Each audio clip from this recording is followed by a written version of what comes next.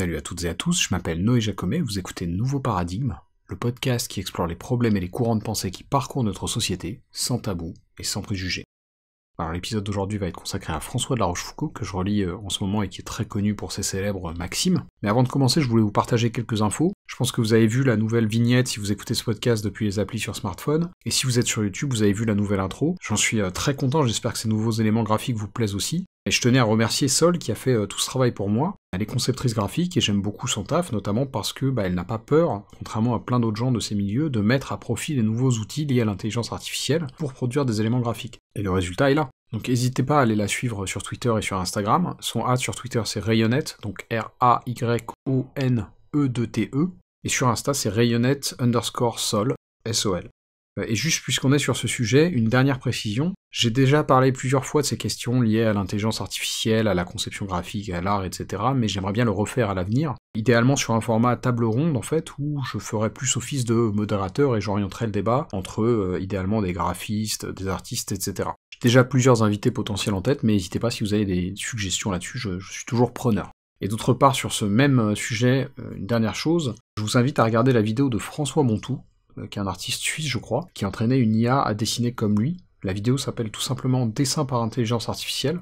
Je vous la mettrai dans la description de YouTube, mais voilà, je trouve qu'il porte des réflexions vraiment très intéressantes sur ces thématiques-là, et d'ailleurs plus généralement sur ce qu'est l'art tout court. Voilà pour les quelques nouvelles, et donc comme je vous l'ai dit, aujourd'hui le sujet n'a rien à voir avec ce qu'on vient d'évoquer, puisqu'on va parler de François de La Rochefoucauld. Et mon objectif est très simple, c'est tout simplement de vous donner envie de lire ou de relire ces fameuses maximes. D'ailleurs, le titre, on va dire, officiel de cet ouvrage n'est non pas les maximes, mais les réflexions ou sentences et maximes morales. Et c'est un recueil, en fait, d'aphorismes qui est très intéressant parce que, outre la philosophie et la sagesse qu'on peut y trouver, et je suis pas toujours d'accord avec les maximes de La Rochefoucauld d'ailleurs, ce qui est normal, le gars vivait il y a 350 ans, mais donc en plus de cet aspect philo, l'intérêt du bouquin réside aussi beaucoup dans le style des aphorismes qu'on y trouve. C'est-à-dire qu'à mon sens, c'est un exercice particulièrement périlleux de tenter de faire tenir de la réflexion dans un format court, et en travaillant la forme à ce point.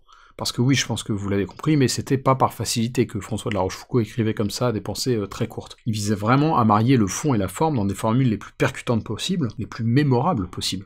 Parfois d'ailleurs, il rajoutait une pointe de sarcasme justement dans cette même optique, comme par exemple dans la maxime suivante, qui est la première que je vais vous lire, je cite « Nous avons tous assez de force pour supporter les malheurs d'autrui ». Là on voit bien que La Rochefoucauld raille la nature humaine, et nos penchants égoïstes. Mais du coup ça donne quelque chose d'assez, on va dire, savoureux, il y a une petite acidité qui fait mouche, à mon sens. Mais avant de continuer sur les maximes à proprement parler, je voulais vous faire un petit peu la bio de La Rochefoucauld, parce que c'est quelqu'un qui a eu un parcours assez intéressant, assez mouvementé aussi, mais dont on ne peut pas vraiment l'accuser d'avoir été juste dans la vie de l'esprit. Je dis ça parce qu'on a cette image parfois du nobliau de La Rochefoucauld qui passait son temps dans les salons avec Madame de Sévigné et la comtesse de Lafayette, et c'est vrai qu'il fréquentait ces lieux et qu'il a fréquenté ces personnalités, mais il a fait d'autres choses avant. Et notamment il a été soldat, il a été exilé aussi, il a été dans des intrigues politiques, enfin voilà, c'était pas juste le bourge qui passe son temps dans la facilité, il me semble. Alors par contre, soyons très clairs, La Rochefoucauld était issue d'une famille extrêmement privilégiée, qui existe toujours d'ailleurs. Vous pouvez regarder la page Wikipédia sur la famille de La Rochefoucauld, c'est assez complexe et pas inintéressant. En tout cas, il faisait partie de la haute société très clairement, et même simplement comparativement à d'autres maisons, au sein de la noblesse française, c'était une famille très importante déjà à l'époque. Je précise tout ça pour pas se faire une fausse idée non plus du parcours de La Rochefoucauld, c'est quelqu'un qui a vécu des choses difficiles, mais probablement moins que s'il avait été roturier. Et donc juste pour vous situer, parce que j'ai pas encore donné de date, François de La Rochefoucauld il a vécu au XVIIe siècle, il est né en 1613 et mort en 1680, donc il a connu les règnes de deux rois importants, Louis XIII et Louis XIV. Il y a des périodes de régence aussi, mais on va pas épiloguer là-dessus. Par ailleurs, il a participé à la guerre de 30 ans, qui sont en fait une série de conflits qui ont eu lieu entre 1618 et 1648. Étant né en 1613, vous vous doutez qu'il a pas pris part à cette guerre tout de suite, mais de ce que j'ai lu, il a intégré l'armée aux alentours de l'année 1630, donc vers 16-17 ans, ce qui est quand même assez jeune. Sachant qu'il a rapidement été fait maître de camp du régiment d'Auvergne, qui est une unité d'infanterie assez connue. Alors je vais pas vous faire tout le parcours de La Rochefoucauld, de ce que j'ai compris il était quand même pas super fan de Richelieu, ce qui lui a valu notamment un peu d'exil. Il y a eu plusieurs périodes d'exil dans sa vie d'ailleurs, ainsi que quelques jours de prison à la Bastille, mais en tout cas à la mort de Richelieu, donc en 1642, il a pu revenir à la cour de Louis XIII, donc après une période d'exil, sachant que Louis XIII est mort juste l'année d'après, et donc après ça il y a eu encore quelques années d'instabilité politique, à une période où donc, effectivement, La Rochefoucauld prenait les armes. Et notamment il y a l'épisode du siège de Mardic, donc juste avant le siège de Dunkerque en 1646, où La Rochefoucauld a pris de vilaines blessures, sachant que, juste quelques éléments de contexte, ces villes du Nord étaient sous domination espagnole à l'époque. Mais donc effectivement, au siège de Mardic, La Rochefoucauld aurait pris plusieurs coups de feu, dont un à l'épaule, qui le force à une longue convalescence, et après ça il continue à se mêler aux intrigues politiques pendant plusieurs années, avec notamment les événements de ce qu'on appelle la Fronde. Donc pour rappel, même si ça fait débat, en gros la Fronde, on situe ça entre 1648 et 1653, donc à une période où Louis XIV est encore tout jeune, et ça désigne des conflits et des luttes intestines liées à des ambitions politiques évidemment. En l'occurrence, si je ne m'abuse, pendant cette période, La Rochefoucauld fait plutôt partie des frondeurs, et il subit notamment une blessure grave au début du mois de juillet 1652, à la bataille du faubourg Saint-Antoine. Et ce jour-là, un coup de feu l'atteint au visage et manque de peu de lui faire perdre la vue. Et ça, c'est un peu l'épisode final, on va dire, de sa carrière militaire, parce que je pense que ça fatigue au bout d'un moment. En tout cas, après ça, il s'assagit, et même plus globalement, le climat politique en France se calme aussi. La plupart des frondeurs sont amnistiés. En ce qui concerne La Rochefoucauld, il aura encore droit à une période d'exil à ce moment-là, mais si j'ai bien compris, malgré ça, il bénéficiera plutôt de la faveur de Louis XIV, ce qui lui permettra de s'atteler à ce qui nous intéresse sur le plan de la philo, c'est-à-dire sa production littéraire. Puisque effectivement, dans les dernières décennies de sa vie, donc à partir des années 1660 en gros, il va se consacrer à ses mémoires et à ses fameuses maximes. Voilà donc un peu pour ce qui est de l'aspect biographique de François de La Rochefoucauld. Je précise d'ailleurs que je suis pas du tout expert de sa vie, donc n'hésitez pas à me fact-checker là-dessus. J'essaie toujours de faire gaffe quand je vous partage des choses et des éléments historiques, mais il se peut que j'ai été imprécis, donc voilà, n'hésitez pas à me corriger si je me suis trompé, c'est comme ça qu'on apprend.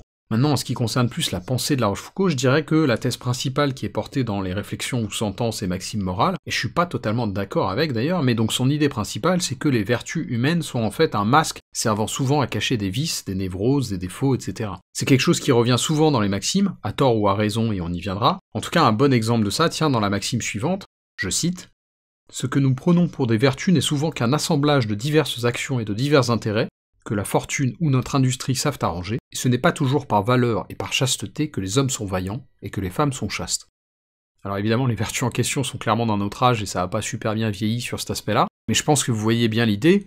Ce que dit La Rochefoucauld, c'est qu'on est avant tout vertueux par intérêt. Il y a plein de maximes qui vont dans ce sens-là, et fondamentalement, je pense qu'on peut pas toujours donner tort à La Rochefoucauld là-dessus, même si ça fait un peu mal à notre ego.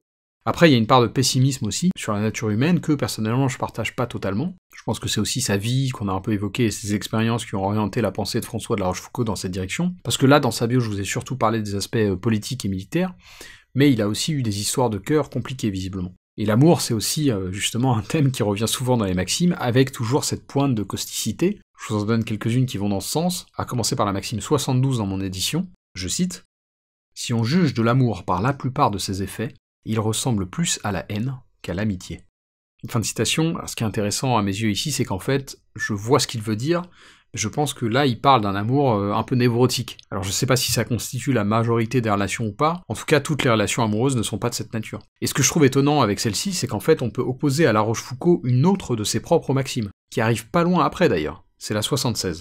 Je cite, « Il est du véritable amour comme de l'apparition des esprits, tout le monde en parle, mais peu de gens en ont vu. » Et du coup, à la première de ces deux citations, comme je vous le disais, on a un peu envie de répondre par la seconde, parce que pour moi, l'amour véritable ressemble bien plus à l'amitié qu'à la haine. Mais peut-être que parmi les maximes, celle qui sonne le plus vraie sur ce sujet finalement, c'est la numéro 69, je compte sur vous pour pas faire de blagues en commentaire sur ce nombre, je cite, « S'il y a un amour pur et exempt du mélange de nos autres passions, c'est celui qui est caché au fond du cœur et que nous ignorons nous-mêmes. » Et finalement, il me semble que celle-ci souligne un peu mon sous-entendu, que peut-être l'amour véritable, La Rochefoucauld ne l'aurait pas tellement connu en fait. Et j'ai un autre extrait plus long à vous lire qui va dans ce sens, c'est tiré de ces réflexions diverses qui sont parfois ajoutées aux maximes dans certaines éditions. Je cite, « Dans le déclin de l'amour comme dans le déclin de la vie, personne ne se peut résoudre de prévenir les dégoûts qui restent à éprouver.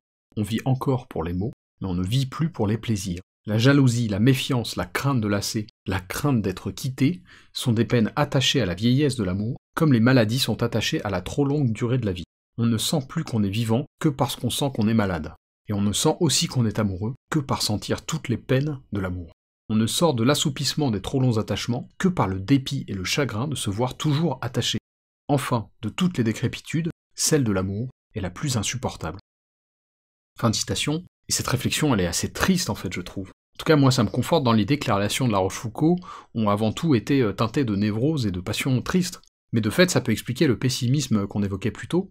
C'est d'ailleurs quelque chose dont La Rochefoucauld avait conscience, et on le voit dans ce super texte qui est aussi présent dans mon édition numérique des Maximes, qui est en fait un autoportrait écrit de La Rochefoucauld, tout simplement, qu'il a fait tant sur le plan physique que psychologique, et là je vais vous lire un extrait où il parle justement de son tempérament. Je cite.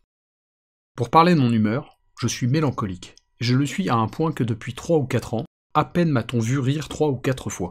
J'aurais pourtant, ce me semble, une mélancolie assez supportable et assez douce, si je n'en avais point d'autre que celle qui me vient de mon tempérament. Mais il m'en vient tant d'ailleurs, et ce qui m'en vient me remplit de telle sorte l'imagination, et m'occupe si fort l'esprit, que la plupart du temps je rêve sans dire mot, ou je n'ai presque point d'attache à ce que je dis. Je suis fort resserré avec ceux que je ne connais pas, et je ne suis pas même extrêmement ouvert avec la plupart de ceux que je connais. C'est un défaut, je le sais bien, je ne négligerai rien pour m'en corriger. Mais comme un certain air sombre que j'ai dans le visage contribue à me faire paraître encore plus réservé que je ne le suis, et qu'il n'est pas en notre pouvoir de nous défaire d'un méchant air qui nous vient de la disposition naturelle des traits, je pense qu'après m'être corrigé au-dedans, il ne laissera pas de me demeurer toujours de mauvaises marques au-dehors. Fin de citation, et encore une fois, je vous recommande vraiment les maximes et même ces petits suppléments qui sont ajoutés à certaines éditions parce que je trouve que c'est assez puissant. Je ne cesserai jamais personnellement d'être fasciné par les capsules temporelles que représentent les livres. C'est quand même fou de pouvoir en un sens dialoguer avec une personne du XVIIe siècle, et particulièrement de la voir parler d'elle comme ça.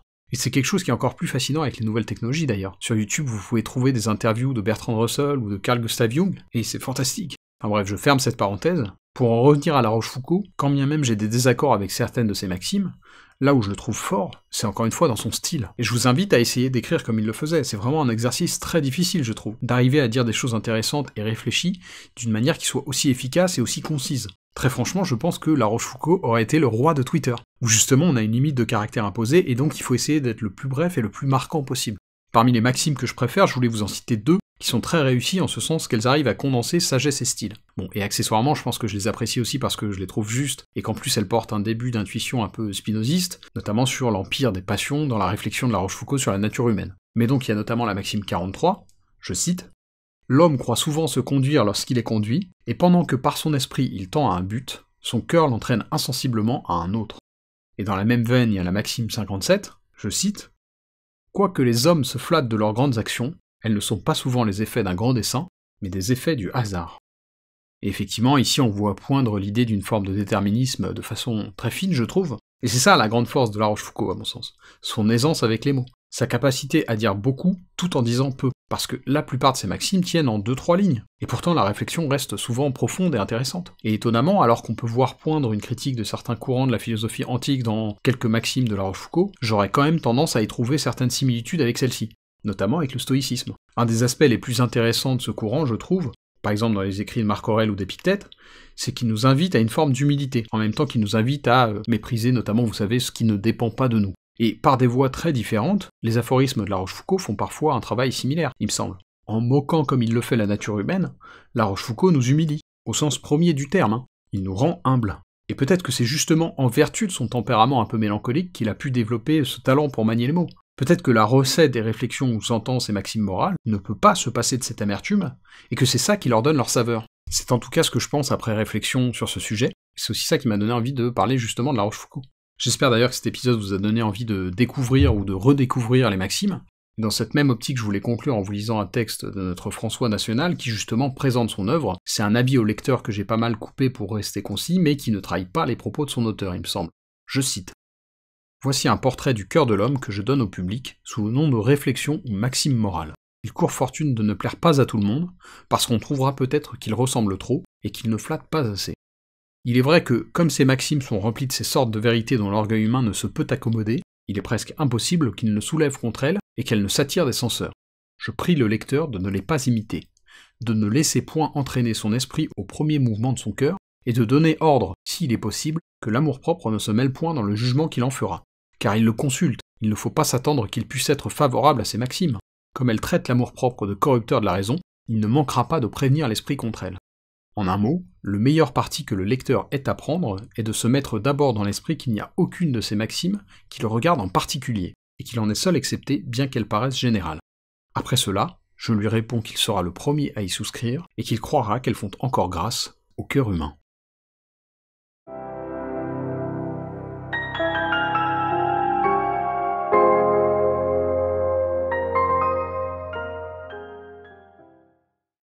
Si ce podcast vous paraît utile ou intéressant, il y a plusieurs façons de le soutenir. Vous pouvez le recommander ou le suivre sur Apple et Google Podcasts, Deezer, Spotify, YouTube, etc.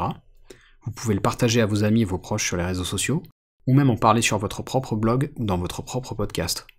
Enfin, comme indiqué en début d'épisode, vous pouvez financer Nouveau Paradigme directement en vous rendant sur patreon.com/NoéJacomet.